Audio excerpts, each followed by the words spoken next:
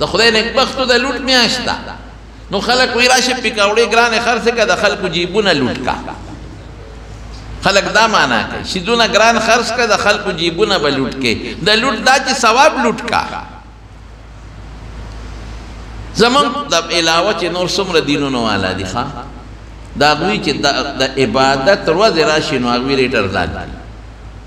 قانون دا دی بلکې بعضې ځایونو کې ګفټونه شروع شي او فری شروع شي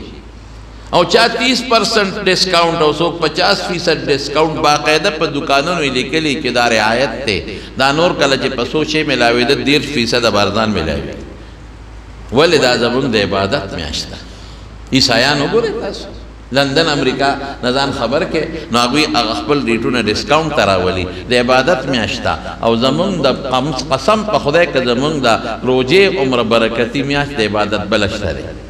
موږ ریټونه اوچت کړو او بعضې خلک وایي مړه دې کې هر څه وځي راشه وباسه پکې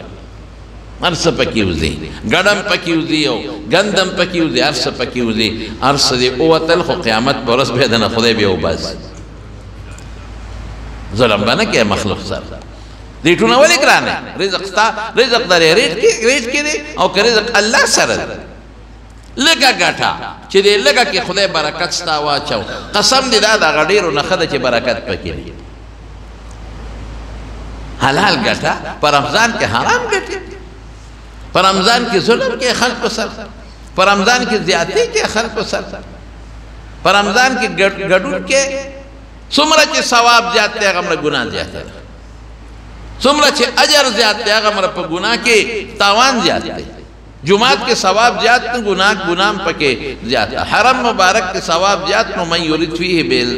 بالحاد بالظلم نزقه من عذاب علیم کہ چاہ گناہ کو ڈاغل سزام سخت دا ہو قانون دی دا جمعہ پشپا یا دا جمعہ پروز یا بعض اوقات دا عرفے ثوابونا پکے بعض اعمال و ثوابونا زیاد تی نو گناہ پکے زیاد ہے دا غیر گناہ وبالم زیاد تے نو دا تاسو ټولو تجارت پیشه مرګرو تا او دکاندار مرګرو تا او گاډې باندې چې څوک مال خرڅي هغوی تا درخواست دی چې پروژه کې گزاره وکړي مخلوق خدا سره ظلم مه کوئ او زیاتې مه کوئ بالکل اوزي هر څه پکې اوزي پروژه کې د هر چا په زړه کې یو مازدیګر کې هر سړی وایي چې کور ته مې دا غونډه لاس ګاډی یوړی او دا غونډه ګاډی مې یوړی کور ته بیا خوړی نه شي خو هغه حرص دی انسان په خوراک باندې مازدیګري کې راشي نو چې څه په بازار کې مونی بس هر څه پکې خرڅېږي داسې به نه کوئ داسې به نه که خوراک هم تاسو ته ما مخکې ویلي کم کوئ او دویم دا دی چې ګزاره کوئ تاسو